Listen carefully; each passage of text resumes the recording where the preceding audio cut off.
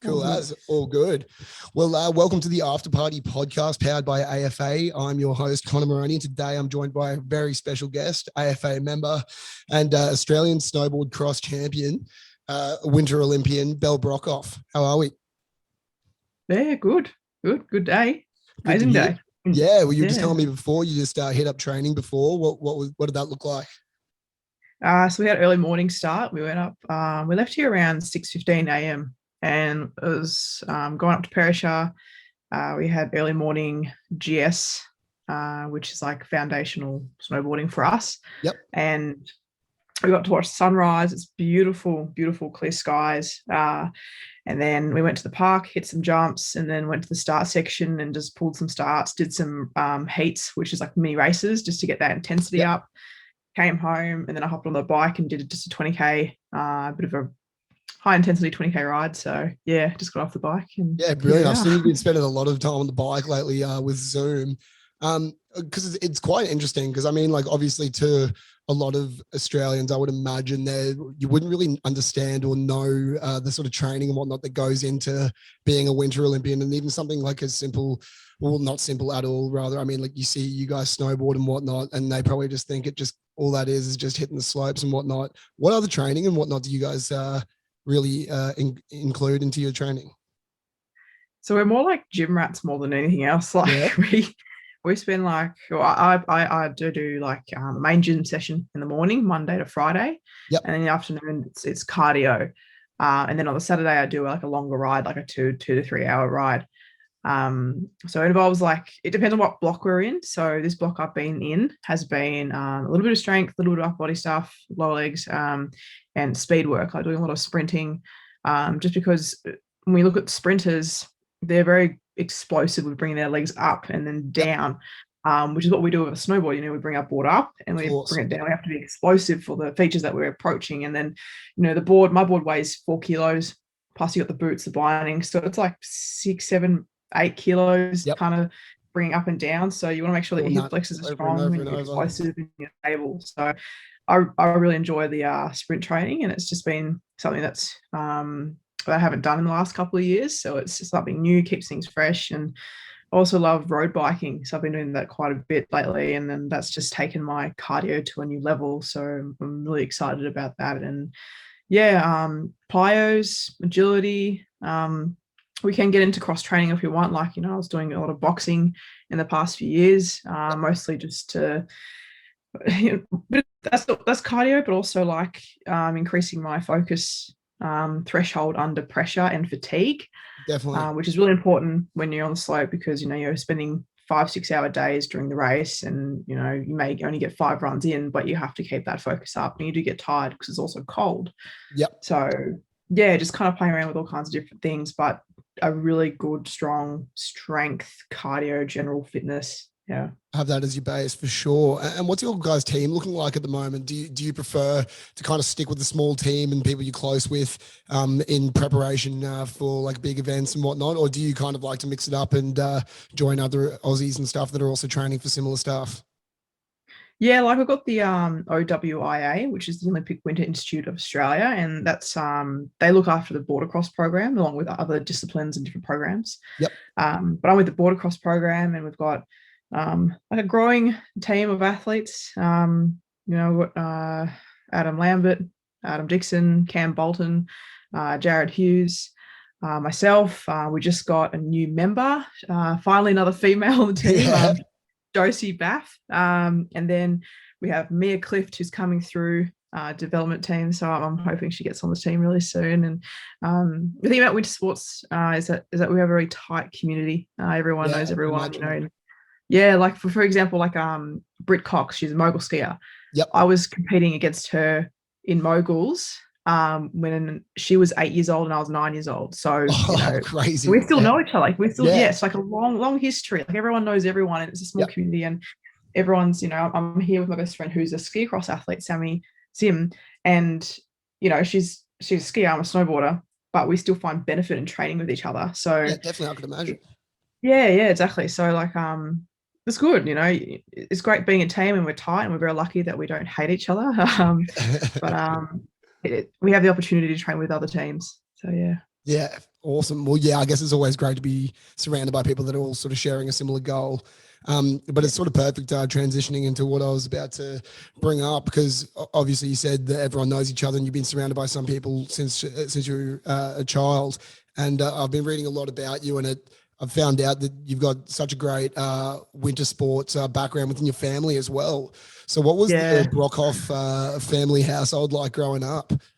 Was it just constant in the snow, or what was the go?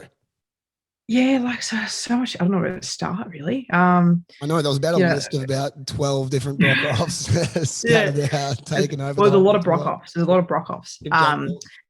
But my uncle Peter Brockhoff, he went to 2 Olympic Games. Yep. He actually he I wouldn't say boycott. He didn't start at one. He qualified, but he didn't start at one of them because one of his mates had actually died in training, and he couldn't bring it to himself to actually compete. So Peter Brockhoff and my family on my dad's side had a lot to do with Mount Buller. They had the original ski huts, which is some cool history. So the ski huts, and they're like just these little brown little domes. And if you go to Mount Buller and you see the Mount Buller chalet, that's where the ski huts were. So when the builders of the chalet came along, they said, hey, we want to build this because we see a big future in Mount Buller and this is what we want to do. Can we buy the land off you and can we give you an apartment? So dad's side of the family got an apartment. Obviously, when mum and dad had us, we were kind of thrown onto skis. So I hopped on skis when I was 3 years old, same with my sister. And then I got a snowboard when I was 10. So, it's been a long time. I'm 28. so like long time. And then my auntie, Joyce Brockhoff, she was a skiing champion and she helps women get into skiing more in winter sports in Australia. So if you go to Mount Hotham, they have the Brockhoff Run, and they had the Joyce Brockhoff Hut, which they've turned into a cafe. So it's some cool history here and there. Yeah, great. So the Brockhoff name has been stamped all over the winter sport world. And I mean, this episode of the After Party podcast was brought to you by very close friends of mine, Eddie and Bill Overton in Brisbane. I've grown up with these guys, Bell. Their business is called the Lad Collective. And basically they try to make sheets better for blokes. I mean, it can be used for anyone really, but basically what they do is, because they just think that all blokes have an absolute nightmare in the bedroom trying to get all their sheets and whatnot together. So they've got bottom left, bottom right, top left, top right straps on each corner. So you can whip those suckers in. And then they've also got zip up pillowcases and zip up doona covers as well. 60% bamboo, 40% cotton. They're absolutely great. So if there's anyone at all that needs these bad boys, definitely go and check them out at the Lad Collective on Instagram or www.theladcollective. And I mean, was it nice having that kind of, like, at what point were you sort of realizing this could be a possibility of a job or a career or even just like a passion to go through? Because I mean, obviously you're surrounded by people, as you said, like your uncle and auntie and whatnot, that are all very much embedded in the sport. Was it nice having like that sort of pathway in front of you and seeing that it is actually a possibility, or was there any other sport or anything else that you were looking to get into? Yeah, like I didn't really think too much about like making it like something that I could, I don't know, like I want to make it a career. Like I definitely want to go to the Olympics. Like for example, when I was 10 years old, first day of snowboarding, I said, I'm gonna go to the Olympics, I want to become the best in the world in snowboarding. I don't know what discipline it's going to be, but I knew I was going to do it. I did like a mix of things, slopestyle, half pipe, I did alpine and border cross. And then I narrowed it down to alpine just because I just enjoyed the speed of it. And I was doing skiing as well. And alpine snowboarding is more like skiing than it is snowboarding. So that came quite naturally for me. And I started focusing on when I was 14 and then got myself onto World Cup when I was 17. And with snowboarding, these boards are so expensive. Like, a board is around 1,500 to $2,000 Swiss francs. Sure. Expensive sport. And you need a number of them. You look at the top athletes in the world, they have around like 6 to 15 yeah, each. crazy. Yeah. And are these for different Because events or like different days? Like, how much does your board change from different events? well, like there's in Alpine there's giant slalom and there's slalom. So there's Yep. already two different boards already. And then you look at like different grinds and different base materials. Some boards for some reason we don't know, no one knows. They're just faster than others, and we don't have no idea. It doesn't matter if you have the exact same grinds, exact same wax input into them. So just you find a unicorn, and they're just fast, you know. So Yeah. what we do is that we get a bunch of boards, and if you're fortunate enough to get boards free, then you can get a bunch of them, Yep. and then you test them, you know, on a straight track, and you find the fastest ones, and then you figure out your quiver for racing. So coming back to Alpine, like, you know, I was doing it, gone to World Cup when I was 17, thought, great, this is awesome. I totally got smoked in my first World Cup, which was great because you kind of figure out what you need to work on. Yeah, humbled you a little bit. Yeah, exactly. And like, you know, it's really expensive, you know, and alpine snowboarding isn't funded in Australia. So my parents were like, well, you're gonna have to get some funding or we're not gonna fund you anymore, which I'm like, okay, fair enough. So that put the pressure on me to get my shit together to find, okay, well, I either get really good and get a medal at World Cup on Alpine, or I can find a pathway that could help me get to that high level. So I switched over to border cross when I was 19, and got onto World Cup very quickly and podiumed at my fourth World Cup event. So I had to do a lot of concentrated training just to get back up to there and then, you know, keep working. But, you know, I could have had an element of luck, which I did. Yeah. But I did make it through to the big finals, which was top 4 anyway. A girl did crash in front of me, so I got lucky with a medal. But a top 4 would have been amazing anyway. So Stephen yeah. Bradbury got Yeah. That's it. Yeah. Because I'm kind of interested as well in the fact, like, because I would imagine like the competition in Australia, how strong is it, or at least at that time when you were sort of in your late teens, getting into your 20s, was there much competition in Australia in the female winter sports and snowboarding and stuff, or were you starting to look at competitors overseas? I was looking at competitors. I could think of me, like I've always said to myself, like everyone, like I don't look at the next girl ahead of me. I always look at the best. Yep. And it's only the best girl.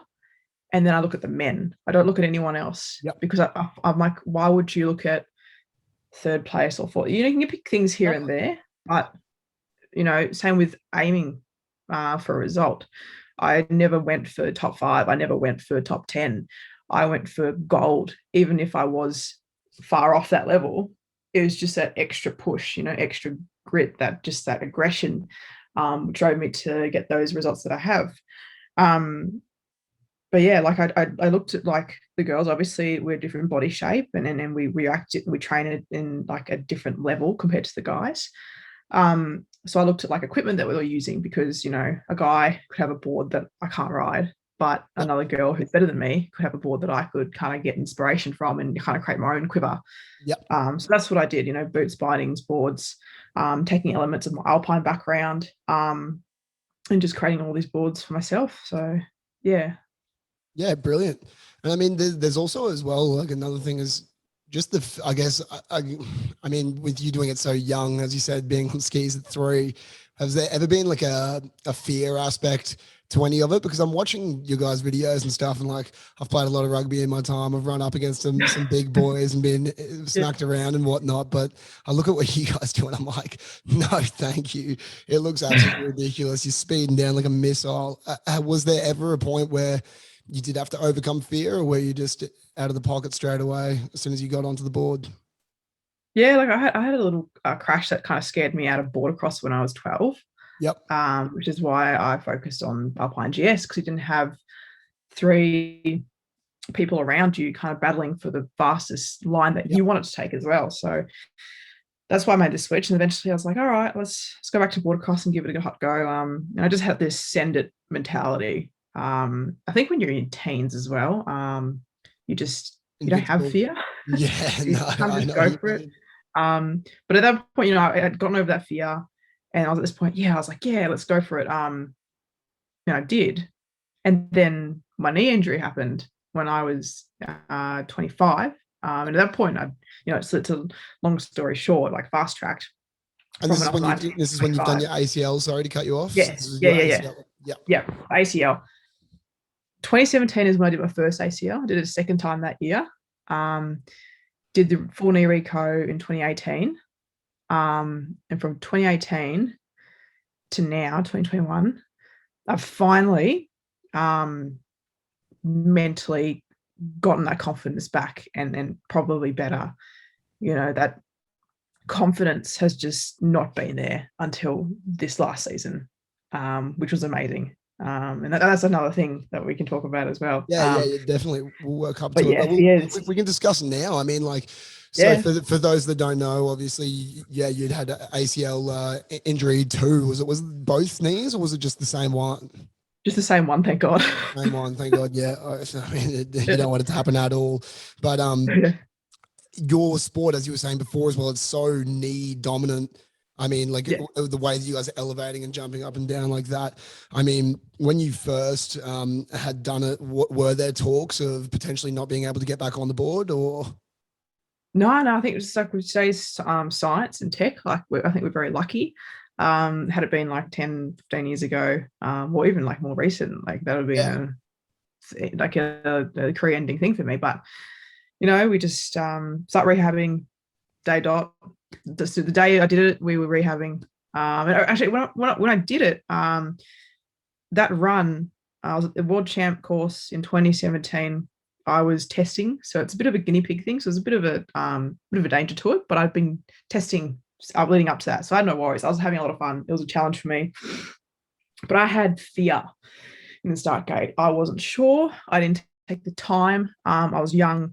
I didn't say, you know, it's okay not to test. I just felt I felt pressured, not by my coaches or anything, but the pressure that I formed in my head. And I went for it. Start section, I crashed. I kept going. I should have stopped and looped around. And then I hit the big jump fine, next big jump fine, came down to the turn, and then there was this double. So double is two rollers and you gap over the top of it. And this double in particular is that you could not pump both features. You had to gap it. And I just panicked, put a small speed check, missed the backside of the first roller and slammed into the next roller and spat upside down. I've got a photo of me upside down. I remember looking down at my board and seeing the sky. So down was up for me. Yeah, like I exploded. I just Oh no. yeah, and then I felt my knee and I was like, damn, this is not good. So I limped off and then skipped training day. And then the day before the time trials, I decided to go up at 9 p.m. At night time. And I got to the top of the hill and I couldn't snowboard at all. There was just no way. It just did not work. My body just did not want to turn. So I had to kind of get down this really sketchy run sideways, kind of like what a beginner would do, just falling leaf. Yeah. And then, just had to have a really intense rehab coming back. And then, which was about 5 times a day, 7 days a week, I was rehabbing, training. And then I made my return. Because with that there, like I'm just thinking about it from like an ACL perspective in like footy or most other sports and whatnot, you can kind of get a lot of your skill in still when you are like injured and whatnot. So like if you've done your ACL or whatnot, you can still pass. You can probably even work to a run or whatever throughout your rehab and whatnot. How long was it before you did build up to get back onto the board and feel confident, even just playing around and riding around with it?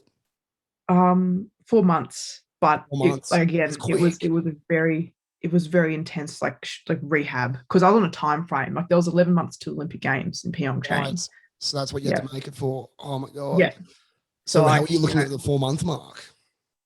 Pretty good. Like, but it was more like I was nervous, really scared the first run, and the second run came back and then came back and back. It's more about the trusting your knee because you've just, there's footage of me like just learning how to walk with crutches in a hospital. 4 months later, I want to snowboard. Yeah, it's crazy, and it's not like like you're locked into your board. That's like all you're doing is moving your knee in a way that most doctors, I would imagine, would not recommend after an ACL surgery. Yeah, and then when you have an ACL reco and you come back, you realize how much torsion actually goes into your knees, into that board when you're trying to lock in an edge and then rail. So like, coming back it was slow. Like I had to hit jumps, which I knuckled the shit out of, meaning that there's the jump, here's the deck, and then that's the landing. That's the sweet spot you want to land there, not there. But I kept slapping it because I was scared to go fast and big. So, which has never happened to me because I would always send it off a jump and go the biggest. Yeah. And I was always the first girl to hit the course. I really enjoyed that. For me personally, so that was completely taken away, a whole new can of worms. I came back in where was I? In Valthorens, France. And this was just so unfortunate. Like a couple girls got injured that day. Training day, I was so confident in my riding. It was 9 months post-op. I was hitting the track. I was making passes and doing all these awesome things down the track. The next day, the visibility was horrible. It was snowing. There was fog. There was wind. We usually have dye on the features, like a blue dye, so you can see where the takeoffs are and the landings are. Sure.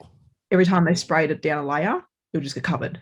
It was so thick, and it should have been pulled. I know athletes should take a responsibility and saying, hey, this is not safe. Yeah. But we didn't, because we're like, we should probably do it. The officials should have known better. I definitely believe that. And, first girls drop, second, third, fourth, fifth. I was 6, and I had to double feature, which I committed to this time. Last time I tried to pump one, then I had to try and double, and I tried to pop it. I'd been doing it in training, but when I popped, I was already in the air, because you get vertigo when you can't see, I guess, the depth of field of features and where you're going. Yeah, everything else is so optic, like driven, and then that's all gone. Yeah. Yeah. It can get bad as like you think you're standing still, but you're actually moving. And you can get dizzy. So I popped, but I was in the air. So I straightened my legs in the air. And when you do that, it's impossible to bring them back up underneath you. Yeah. Now, when I landed, I hyperextended my knee backwards, and it just snapped my ACL. And I remember looking up at the sky and just swore so loud, because I knew exactly what had happened. And I was like, oh my God, like 2 months out from the games, are you shitting me? 9 months of intense rehab went out the fucking window, and I was like beside myself. Like, anyway, again, I had my cry, but I couldn't cry for long because I had to get rehabbing. I had 2 months. Yeah. And I was like, point, you're still going like, I'm competing in these games with 2 months out. That's still your mindset. That's absolutely nuts. So talk through that 2 months then. How like vigorous was that? Well, I had to come home for a scope, and that's just basically clearing, because I could feel everything clicking. Like it felt like a guitar string in my knee when I bent it.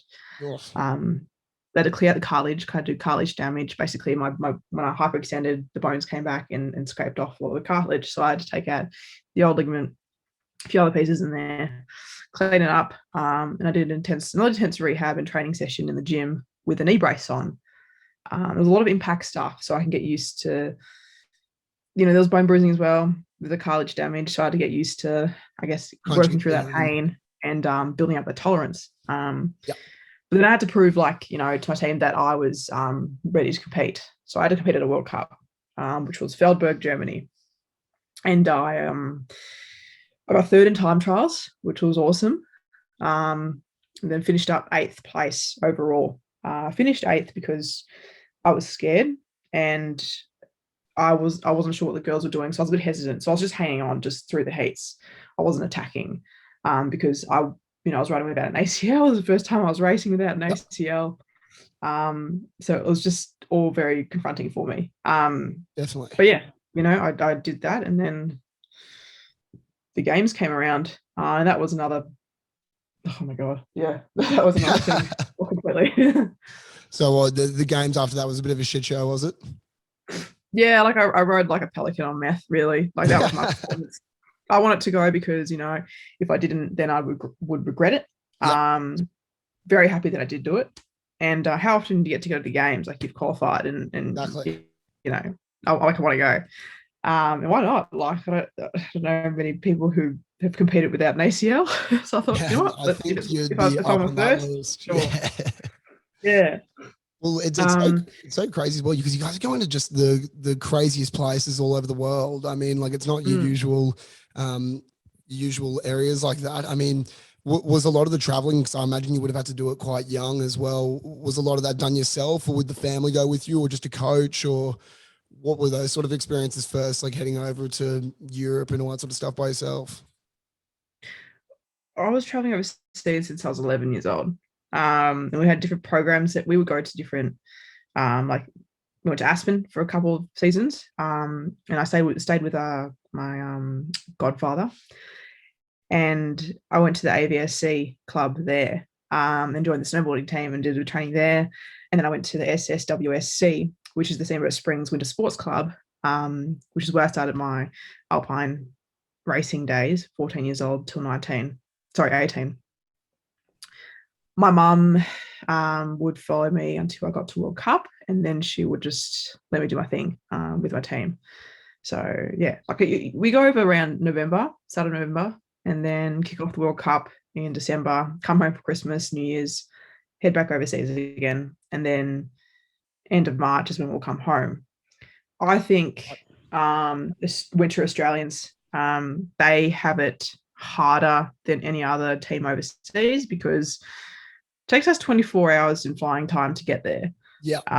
It's not easy. You can't just duck home. In Europe, So, you could be in France one day, hop on the Autobahn, two hours later, you're back home in your other country, like Switzerland or yeah, Austria or Italy, depending on where you are, like you just completely. get on there and drive. And also just And having you're at access to home. slopes as well whenever. Yeah. Yeah. When Yeah. I'm sure Yeah. there's plenty of like low down time for Australians if the snow's not right and everything like that.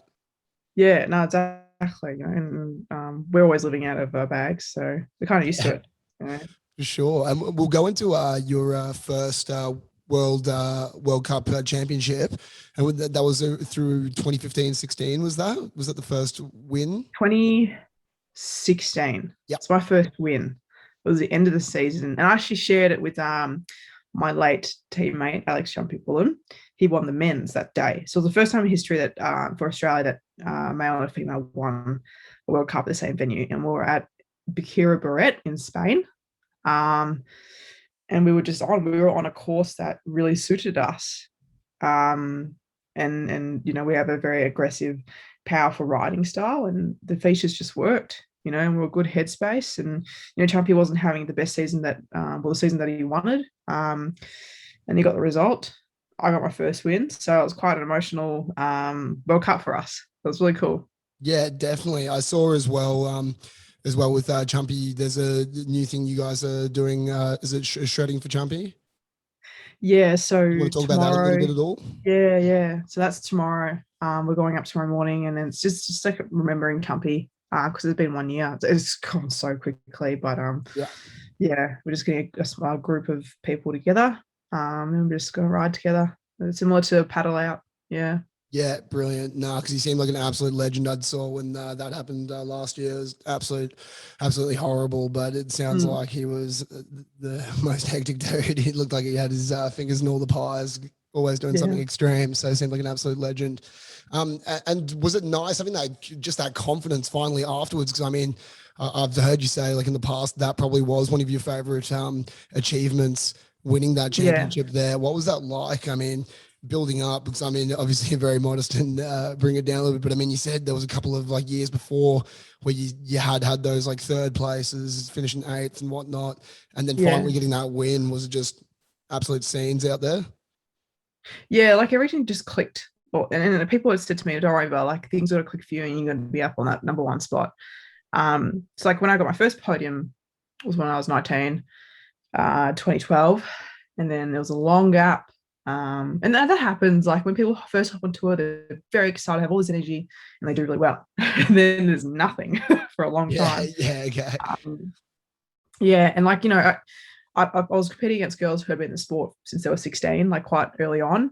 Yep. And I'd never done anything to do with like this, border cross stuff because I've been focusing on Alpine GS. And what I've said before is that Alpine GS and snowboarding is more like skiing. So I had to learn a different board, learn how to ride turns a different way, learn how to jump, learn how to do rolls, start sections, everything. So I had that, good result at the start. And then it was like building that foundation up as much as possible. And I just eventually just found my way climbing up through the ranks, missing podiums here and there, and getting top 10s, top 8s, and finally it clicked. So yeah, it was a very exciting moment for me. Yeah. Brilliant. And then I guess obviously then the injuries and whatnot happened after that. There was also the Winter Olympics in Russia, I believe. Was that in 2018 or no? That was Pyongyang. 2014. Pyeongchang 2018, and then 2018. The one before that. Sorry. The reason I brought it up, that was your first Winter Games, yeah. Yeah, first one. Yeah.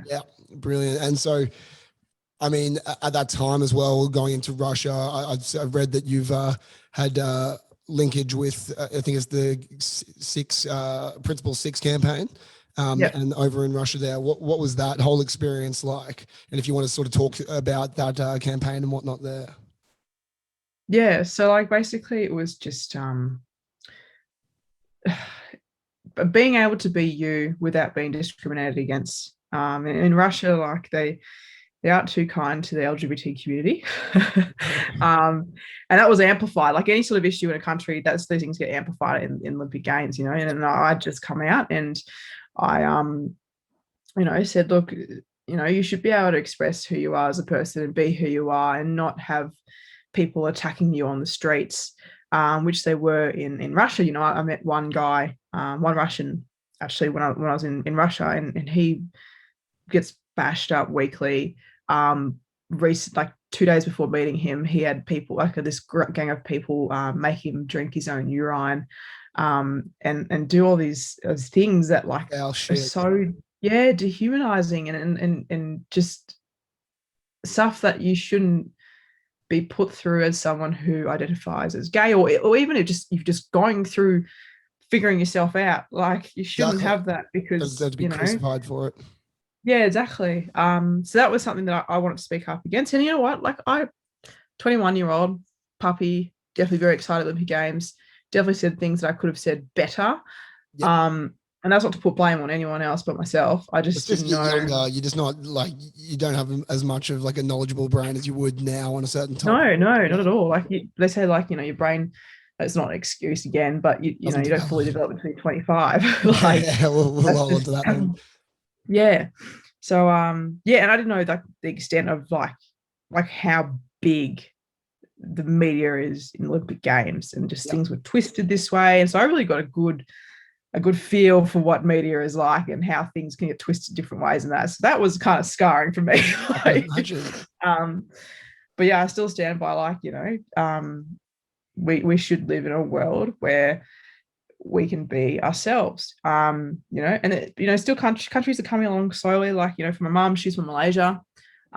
She, there's still the death penalty, life in prison, or public lashings. So, for her, like when I came out to her, it took her a while, and I was more than happy to be patient with that. I think that's important. You can't, be confrontational with coming out or whatever, and expect people to,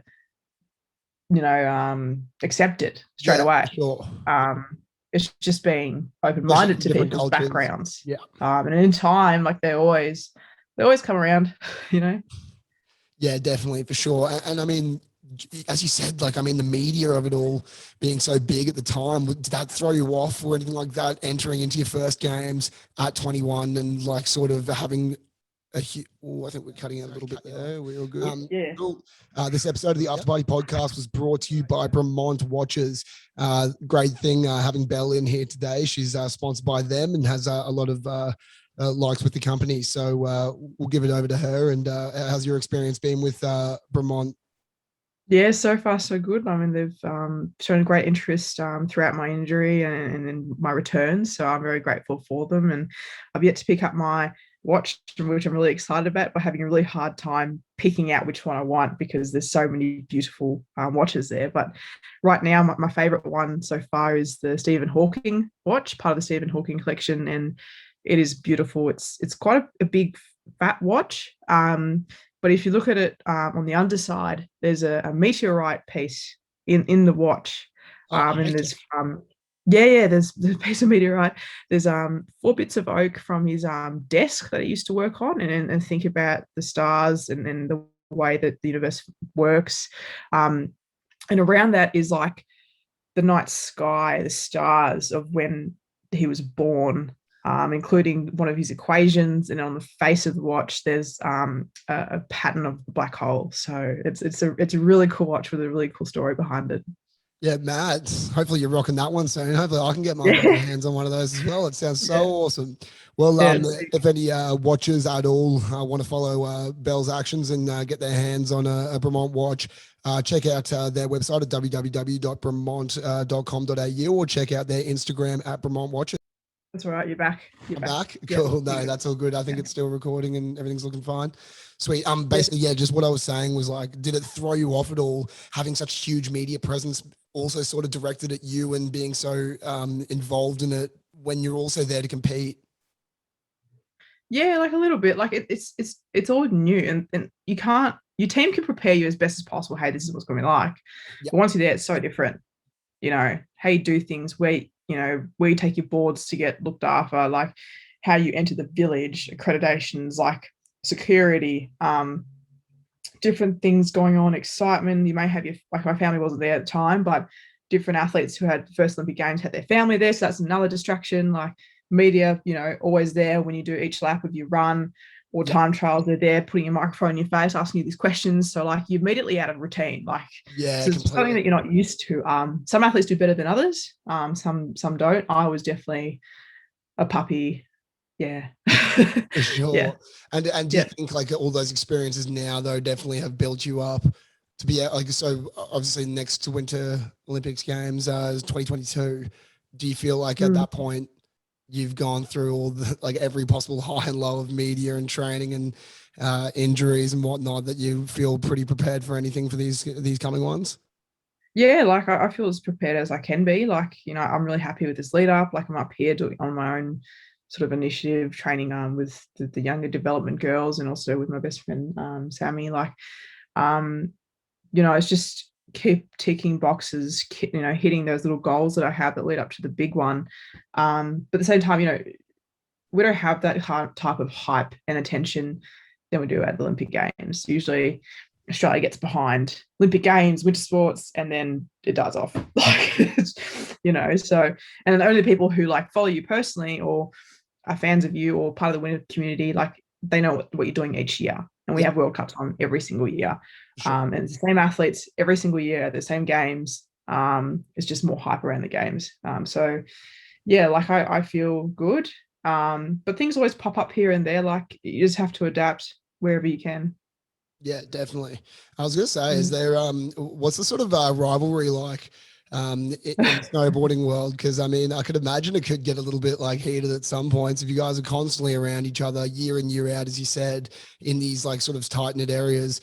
Do you really ever come into contact with the other athletes much? And is there a little bit of flack thrown here and there, or is it all pretty chill and like easy going between everyone? Pretty chill on the women. It's not for the women and men sort of thing, but yeah, on the women's side, it's pretty chill. Very rarely we'll have like the off like flare go off. Yeah. With the guys, there's definitely some pretty funny stuff that goes on at the finish line. Sometimes, like when you've got these all like hyped up adrenaline, emotions running, it's easy to kind of tip back and forth depending on if things go your way or not. Part of border cross, like you've got 3 other people around you. You can hit boards. I've been taken out. I was taken out in Sochi. I got tapped at the back of my board. I spun out. I fell. It just happens. Yeah, but like if you put an athlete in danger and it looks quite intentional, then you probably got a few words here and there or yellow card. But mostly like we organize training camps with other teams. We train with other teams. Like, I'll be like, oh, Charlotte Banks, she's a UK girl. Let's do a heat together. Let's train together. Let's push each other. So we're open to that, and we train together with different teams because border cross is so expensive. You need to build. You need the snow. Like, you don't have snow that you can't track, which, we have World Cups cancelled because of that. It's not like a swimming pool where it's You already need a there. closed room and a bit of water. Yeah. Yeah. You need snow, like 70,000 square meters of snow minimum. So you need to pay for a course builder, you need to book the slope, resort fees, accommodation, whatever it is. So we usually join up with teams and share fees. That's the most efficient way for us to do it. Yeah. So yeah. Yeah, for sure. So I guess you're getting a bit of more interaction with the other teams than normal, I guess. Yeah. And so in recent years, you guys had a good team outing this year, I believe, and got a good win. Talk us through the whole sort of like team competitions and how much they vary from your individual ones. Obviously, I mean, it's self-explanatory, but I mean also just being in that sort of team environment and working towards it together. Yeah, it's the mixed team event. So it's a female and a male that join up. It's relatively new, and mostly we've always had individual events. So it's very exciting. It's an Olympic sport now, so we have an extra shot at gold. So if you can walk away with 2 golds, that'd be sweet. That'd be clutch, yeah. Yeah. So we had the world champs in Sweden, and world champs happens every 2 years. And I was feeling really good about this one. Like I finally, things were kind of being put together mentally. And it was a course that suited me so well. Like I loved it. You know, long, big jumps. I love going over big jumps. I love just going as fast as you can and just sending it off the kickers and not having to worry where you land, because where you're landing, because of your speed, it's gonna be great. Like it's awesome. So I had a really good training, came to the fight, like the finals day, and yeah, made it through each heat. It was awesome. It was also a -15, by the way, -15 with wind chill. I was wearing a wetsuit top. It was something that I was experimenting with. Yeah. Because it keeps, you know, I surf a little bit, and the wetsuits kind of keep the heat in really nicely. So I'm like, oh my god, a wetty top. Yeah, I got yeah, you. wetty top, long sleeve wetty top. And I was like, why don't I just try this in snowboarding? Yeah. So I did, and I was sweating. Like I they're was so thick. so hot. Yeah.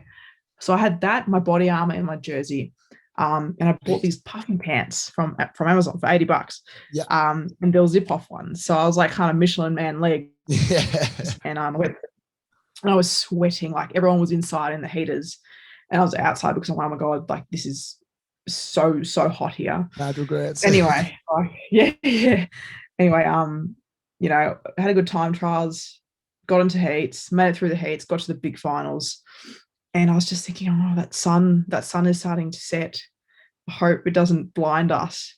Oh no. Anyway, like so many things to think about for you guys. So yeah, like I couldn't have timed it so perfectly. Like everything in that heat was planning out perfect. You know, first turn, second turn, you know, I wasn't in the lead position, but I was in the position that I wanted to be in. Third turn, fourth turn, I was like, perfect, I'm gonna make my move. I sent the first big jump out of the straightaway, the furthest.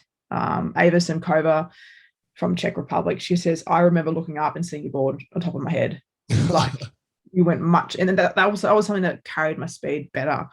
And then I started making my move on Charlotte Banks, who was in the leading position for gold medal, and I was coming up on her quickly. And as I was about to make my move over the backside of the feature, this sunset, it's not to blame anything, came over, and I was blinded. It went like pitch black, and then I just couldn't see. By coincidence, we made the exact same mistake, Charlotte and I, except I crashed and she kept riding. And that was it. I just didn't even get on the podium. I didn't even get gold. And I was going into first position, and it was perfect just before the finish line, and they wouldn't have caught me, but I just fucked up, you know, and I was so angry. I got out of the finish area, obviously congratulated the girls, came out, threw my board down like away from the people, and just slammed my gloves in, and I was just like, fuck, like I've been chasing this result for so long. You know, and Jared, my teammate, like as well, like it's an external problem with the sun. It's not even anything you've done, no knee, nothing. Like it's you killing it, and then just something fucked. Yeah, well, it's external element. And like the thing with Yeah, winter sport, like you're outside, yeah, you completely. should be able to adapt to anything. Yeah. Yeah. But I didn't adapt to the sun piercing my face off. Um, so um, all on me, Rick. I can't blame the sun. Like it's still me. Like maybe I should have picked a better lens. Yeah. Maybe I should have been more prepared, or what it could have been anything, I could have done better. Yeah. Anyway, finish line, Jared Hughes, my teammate, he was just as pissed because he had very fast runs and he should have been in the big final himself, but he also made mistakes. And he was pissed too. So we looked at each other and we said, you know what? We're winning tomorrow. We are winning that gold medal tomorrow. There's a team event tomorrow. And post that, I went into my room. I slammed my backpack down. I just had my own little tantrum in my room. I was like, just because you train, people see it and they're like, oh, she's got anger issues. Oh, this and that. Like I never show this kind of anger and emotion in a public space. But you work your whole life. I've been in the sport for 18 years. You work your whole life for one of the results that you want just slips out your fingers, and it's all your fault. Of course, you're going to be pissed. There's no second chances. It's all you. It's gone completely. So like did that, had shit sleep, woke up feeling like shit. Went up to the lift and was just thinking, yep, I'm winning this. I don't give a shit about anyone else. I'm winning this thing. Jared and I got to win this. We're going to get the gold medal. And that's exactly what we did. Like, and even in the heats, like everything planned out perfectly. I had the same plan of attack, different lenses.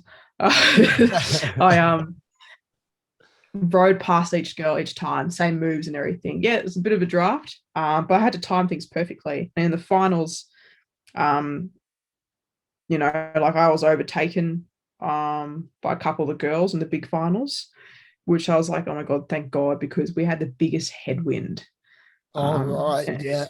Which sucks. I If can you're imagine. drafting, it's awesome. Yeah. Yeah. It was so windy that they couldn't get the start banner up. So they're just like, you know what, we'll just stick some flags on the ground. Like that's Oh the start shit. So it section. was blowing that day. Yeah. It was windy. And like Jared did an amazing, he sent it. He went so fast. He was so hungry to win. And he got over a second gap, 1 second, which is huge. Like for me, for advantage for me. Yeah. With a team event, the guys would go first. They would get, say, a second ahead, half a second ahead, and then those times will get logged into your start gate. So you get an advantage if your teammate does well. So he did really well. And then, I got out ahead, and then the wind hit me, and I was like, oh my God. And the next minute, these girls catch me and then pass me. So I was like, you know what, this is not too bad. I've got plenty of track. Let's just be patient, sit behind them, and then make my move at the end, which I did. And then, I really wanted to win. I really wanted to make a statement on getting ahead of the girls, like quite far. And that's what I did, because I was so pissed off from the day before. I just wanted to win. The race is dope. I've seen it many times. It's out of control. It's so good. So for anyone that's listening, I'll definitely chuck that up so everyone can see it. And yeah, so hectic that you got that. And then I guess that's all been working on now until the games, I suppose. Is there a World Cup in between then and now, or will it be pretty much full focus for the games?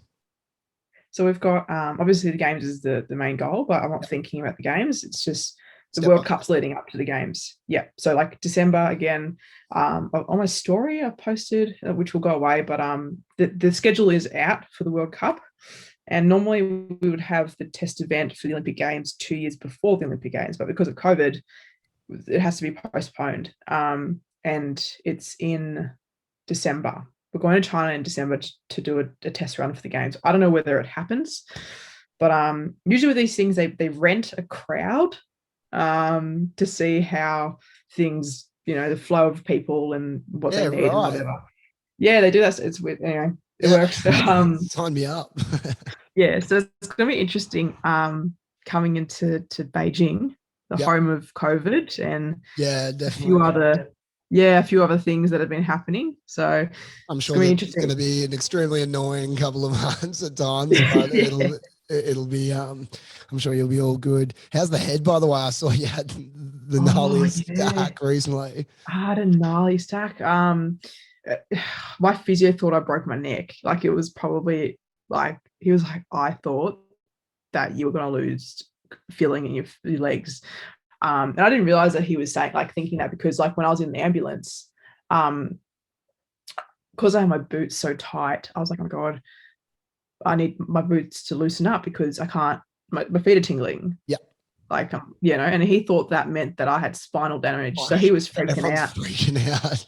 Yeah, yeah. My boots off. My boots, because they're so tight. Yeah. Like, so as soon as I took them off, he was like, oh my God, thank God. Like, but like, yeah, I had an alley crash in Georgia. And it was an easy course, I must say. It was an easy course. And Josie Baff was there. It was the first World Cup. And she was hopping in behind me. We're doing laps together so she can get up to speed, get the feel.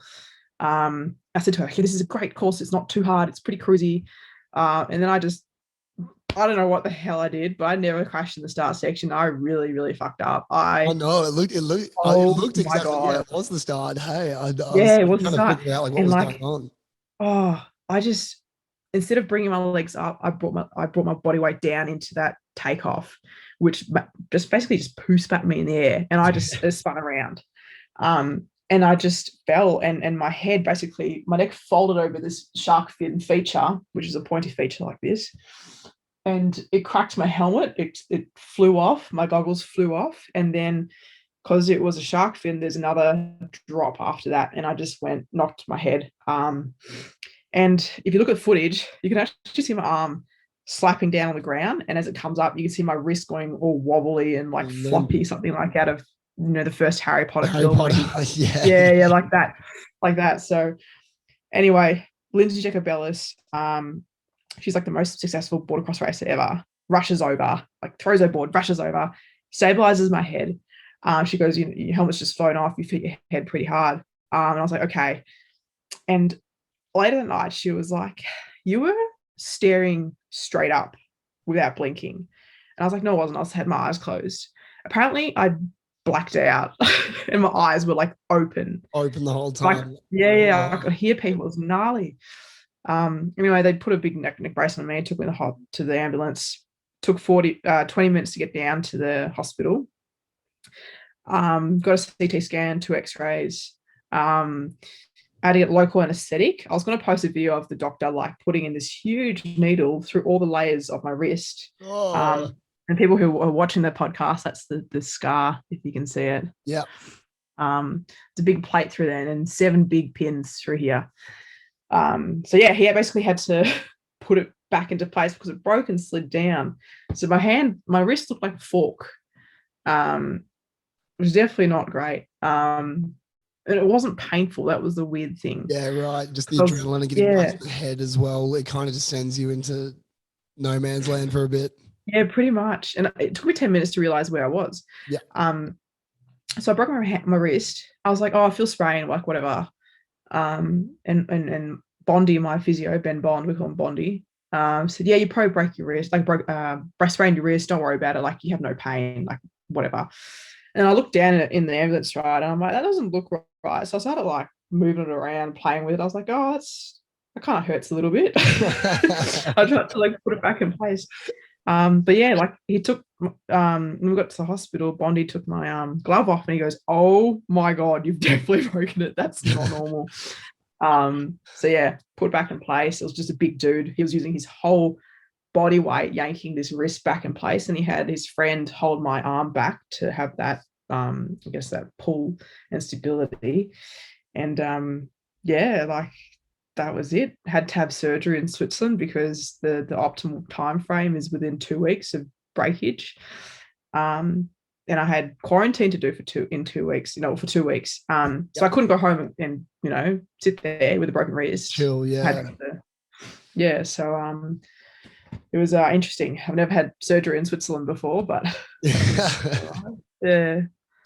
Oh, well, look, that's pretty much all I've got for you there, Belle. Thanks for coming on. You're an absolute nutter. I don't think I've cringed this much through a podcast before with all the injuries. I'm like, oh God, the knees and the needles. I'm like, oh shit, you banged up abroad. Well, brilliant. Well, good luck with everything you're doing. Obviously, we've got the World Cup coming up, and I'm sure there'll be a lot more eyes on you now, and everyone's going to be hyping up for it and for the games as well. So you found a new fan in me, and hopefully everything goes well. So where can everyone find you on your socials and whatnot? Yeah, look, I've got Facebook, Twitter, and all that, but I'm really active on my Instagram. Like I post stories and stuff when I'm up to and all that. So Instagram's good. Yeah. Well, everyone will find you there. Too easy. Well, thanks for watching the After Party podcast. If you want to check out any of our content, please just go to AFATV on YouTube. If not, Advisors for Athletes on Instagram, or give your boy a follow over here, and you'll be able to find everything that you need. All good. Peace out. I'll keep you bell for a sec.